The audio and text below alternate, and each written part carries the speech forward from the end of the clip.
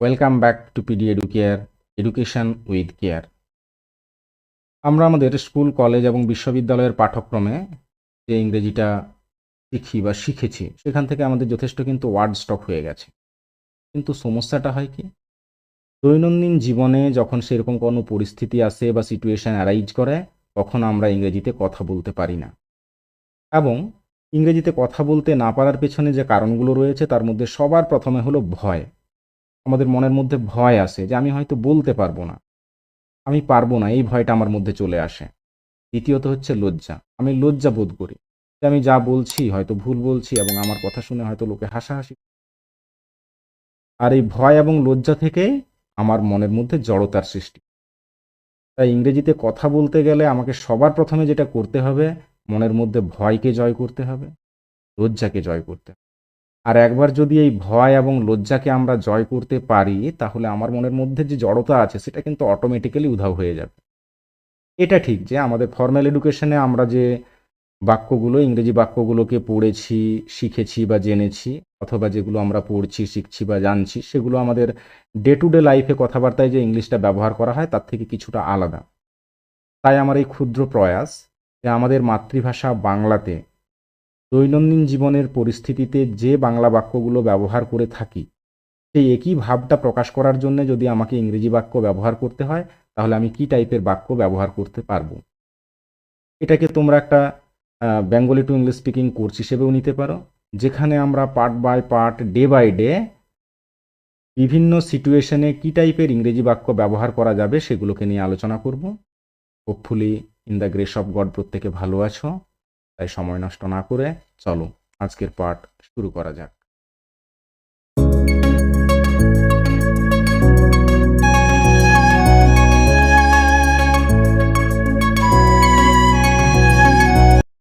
হ্যাঁ, আজকে আমরা এই প্রথম ডে বা ফার্স্ট ডের যে কোর্সটা, Bengali to English speaking course, সেই বেঙ্গলি টু ইংলিশ স্পিকিং কোর্সে আমরা কিছু গ্রিটিংস নিয়ে আলোচনা করব। সাম গ্রিটিংস বা কিছু সম্ভাষণ। আমরা বাংলা বাক্য ব্যবহার করার সময় আমরা বেশ কিছু সম্ভাষণ ব্যবহার করি, সুপ্রভাত, নমস্কার, এই টাইপের বেশ কিছু আমরা সম্ভাষণ প্রয়োগ করে থাকি। তো ইংলিশ ল্যাঙ্গুয়েজেও কিন্তু এই রকম বেশ কিছু সম্ভাষণ প্রয়োগ করা হয়। তো এসো এগুলো আমরা জেনে নিই। ভোরবেলা থেকে দুপুর পর্যন্ত, ভোরবেলা থেকে দুপুর পর্যন্ত আমরা ইংরেজিতে যে যে সম্ভাষণগুলো ব্যবহার করতে পারবো, কারোর সাথে দেখা হলে আমরা কিভাবে কথোপকথনটা স্টার্ট করব, সেই সম্ভাষণগুলো আমরা আলোচনা করব এখন, বা আমরা দেখে নিই কী কী সম্ভাষণগুলো আমরা ইউজ করতে পারি। Good morning. দেখো, ভোরবেলা থেকে দুপুর পর্যন্ত আমরা গুড মর্নিং, যে কারোর সাথে দেখা হলেই তাকে আমরা গুড মর্নিং এই কথাটা বলে সম্ভাষণ করতে পারি। তো গুড মর্নিং এটা হলো একটা গ্রিটিং, রাইট? এটা একটা গ্রিটিং যে গুড মর্নিং। এক্সাম্পল হিসেবে দেখো যে আমরা বলতে পারি যেমন গুড মর্নিং ড্যাড। বাবাকে যখন বললাম good morning dad, good morning sir, good morning uncle. এই তিনটে আমরা জাস্ট এক্সাম্পল হিসেবে নিলাম। এখানে যে কারোর সাথেই দেখা হলে আমরা তাকে গুড মর্নিং বলতে পারি, বা গুড মর্নিং বলার পরে সেই ব্যক্তির নাম বলতে পারি, স্যার বলতে পারি, ম্যাম বলতে পারি, আঙ্কেল বলতে পারি, আন্টি বলতে পারি, এরকম ব্যাপারটা। এটা কখন থেকে কোন সময়ের মধ্যে আমরা বলতে পারবো? ভোরবেলা থেকে দুপুর পর্যন্ত, রাইট? এরপর চলো, দুপুরবেলায় যদি আমাদের কারোর সাথে দেখা হয় তাকে আমরা কিভাবে গ্রিট করব। সেটা হবে গুড নুন। যদি দুপুরবেলায় কারোর সাথে আমাদের দেখা হয় তাকে আমরা কি বলে গ্রিট করব? গুড নুন। এক্সাম্পল হিসেবে চলো আমরা দেখে নিই, যেমন good noon Hiya, good noon grandpa, good noon ma'am. তাহলে এই তিনটে আমরা জাস্ট উদাহরণ হিসেবে দেখলাম যে গুড নুন মানে দুপুরবেলা দেখা হলে আমরা গুড নুন বলবো। এরপরে যে ব্যক্তিটাকে আমি গুড নুন বলছি তার নামটা বলতে পারি, আবার অনেক সময় আমরা সেগুলো বলিও না, বা যদি কোনো তার সাথে রিলেশন থাকে সেই রিলেশন নিয়ে আমরা বলতে পারি। যেমন ধরো যদি মাকে বলি তাহলে গুড নুন, সরি, যদি আমরা কোনো ম্যাডামকে বলি যে গুড নুন ম্যাম, যদি ঠাকুরদাকে বলি গুড নুন গ্র্যান্ডপা, হিয়া নামের কাউকে বললে গুড নুন হিয়া, রাইট? এরপরে দেখো, যদি আমাদের কারোর সাথে বেলা 1টা থেকে 5টার মধ্যে, 5টা পর্যন্ত বলতে এখানে বিকেল 5টা পর্যন্ত, যে বেলা 1টা থেকে বিকেল 5টা পর্যন্ত যদি কারোর সাথে দেখা হয় তাকে আমরা কিভাবে গ্রিট করব? Good afternoon, good afternoon. Examples হিসেবে আমরা দেখে নিই, ধরো good afternoon uncle, good afternoon Sonu, good afternoon grandma. এগুলো আমরা জাস্ট উদাহরণ হিসেবে দেখে নিলাম। যে যদি আমাদের আঙ্কেলকে বলি গুড আফটারনুন আঙ্কেল, সোনু নামের কাউকে বললে গুড আফটারনুন সোনু, এখানে সোনু নামের অন্য কোনো নামও হতে পারে, তো যে নামটা হবে আমরা সেই নামটা সম্বোধন করব, রাইট? ঠাকুমাকে বললে গ্র্যান্ড আফটারনুন গ্র্যান্ডমা। তো এই রকম ব্যাপারগুলো আমরা যাই হোক মনে রাখতে হবে কি না, বেলা 1টা থেকে 5টা পর্যন্ত যদি কারোর সাথে দেখা হয় তাকে আমরা গ্রিট করব গুড আফটারনুন বলে, রাইট? এরপর ধরো যদি কারোর সাথে আমাদের বিকেল 5টা থেকে রাত 11টা পর্যন্ত এই টাইমের মধ্যে কারোর সাথে দেখা হয় তাকে আমরা কিভাবে গ্রিট করব? না, তাকে আমরা গুড ইভিনিং এটা বলে গ্রিট করব। কি বলে গ্রিট করব? Good evening, right? এক্সাম্পলস হিসেবে দেখো যে গুড ইভিনিং রিয়া।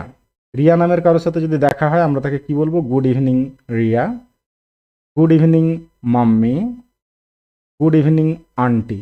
আমরা এগুলো তিনটেকে জাস্ট এক্সাম্পল হিসেবে নিয়েছি। তো ব্যাপারটা মনে রাখতে হবে যে আমাদের বিকেল 5টা থেকে রাত 11টা পর্যন্ত যদি কারোর সাথে দেখা হয় তাকে আমরা গুড ইভিনিং এটা বলে গ্রিট করব, রাইট?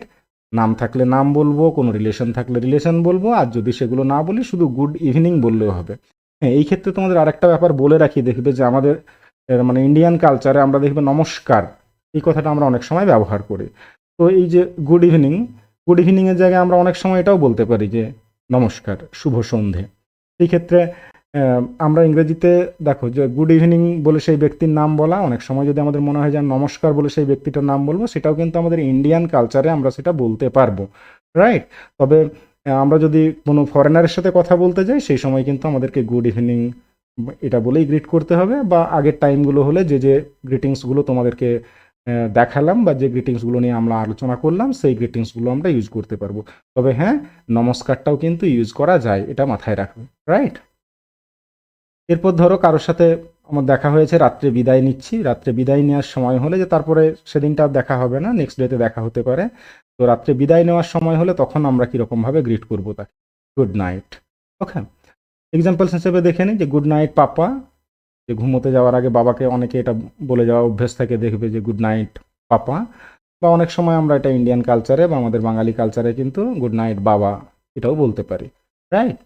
আমি ধরো গুড নাইট প্রীতম, প্রীতম নামের কাউকে বলছি গুড নাইট প্রীতম, প্রীতমের জায়গায় অন্য কোনো নাম হতে পারে, অন্য কোনো ব্যক্তি হতে পারে, তখন গুড নাইট বলার পরে সেই নামটা বলে দেবো। গুড নাইট দাদা, আমরা দাদা বলে সম্বোধন করি, অনেককে দেখবে যে গুড নাইট দাদা, রাইট? তো যাই হোক, মেন ব্যাপারটা হচ্ছে কি রাত্রে বিদায় বিদায় নেওয়ার সময় দেখা হলে আমরা গুড নাইট বলে গ্রিট করব।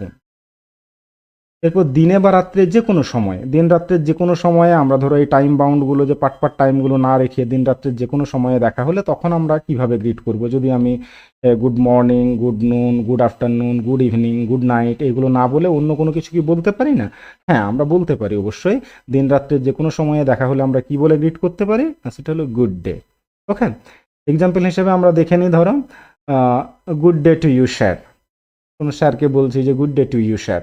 এখানে স্যার বলতে দেখবে যে সবসময় আমরা জেনারেলি দেখবে টিচারদের ক্ষেত্রে স্যার ব্যবহার করি, কিন্তু টিচারদের ক্ষেত্রে যে স্যার ব্যবহার করা হবে এরকম ব্যাপারটা নয়। যে কোনো সম্মানীয় বা যে কোনো অপরিচিত ব্যক্তিকে কিন্তু স্যার বলে সম্বোধন করা যায়, রাইট? যেন good day to you sir, good day to you ma'am, good day to you friend, এইরকম ব্যাপারটা আর কি।